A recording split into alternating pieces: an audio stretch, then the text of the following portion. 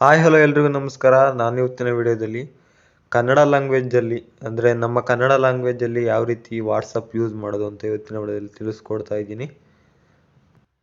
ಕೆಲವೊಂದಿಷ್ಟು ಜನಕ್ಕೆ ಗೊತ್ತಿರುತ್ತೆ, ಕೆಲವೊಂದಿಷ್ಟು ಜನಕ್ಕೆ ಗೊತ್ತಿರಲ್ಲ. ಅದಕ್ಕೋಸ್ಕರ ಮಾಡ್ತಾ ಇದ್ದೀನಿ ಈ ವಿಡಿಯೋನ.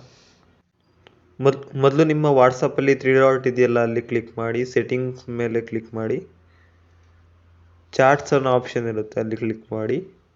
ಆ್ಯಪ್ ಲ್ಯಾಂಗ್ವೇಜ್ ಅಂತ ಇರುತ್ತೆ, ಕನ್ನಡ, ಹಿಂದಿ ಎಲ್ಲದೂ ಇರುತ್ತೆ.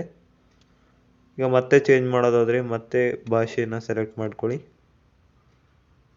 ಕನ್ನಡ ಲ್ಯಾಂಗ್ವೇಜ್ ಎಲ್ಲ ಕನ್ನಡದಲ್ಲೇ ಬರ್ತಾ ಇದೆ ನೋಡಿ ಫ್ರೆಂಡ್. 3 ಡಾಟ್ ಇದೆಯಲ್ಲ, ಅಲ್ಲಿ ಕ್ಲಿಕ್ ಮಾಡಿ, ಸೆಟ್ಟಿಂಗ್ಸ್ ಸಿಂಬಲ್ ಮೇಲೆ ಕ್ಲಿಕ್ ಮಾಡಿ, ಮತ್ತೆ ಚಾರ್ಟ್ಸ್ ಅನ್ನೋ ಆಪ್ಷನ್ ಇರುತ್ತೆ, ಅಲ್ಲಿ ಕ್ಲಿಕ್ ಮಾಡಿ. ಮತ್ತೆ ನಮಗೆ ಕನ್ನಡ ಬೇಡ ಅಂತಂದರೆ ಮತ್ತೆ ಇಂಗ್ಲೀಷ್ಗೆ ಸೆಲೆಕ್ಟ್ ಮಾಡ್ಕೋಬೋದು.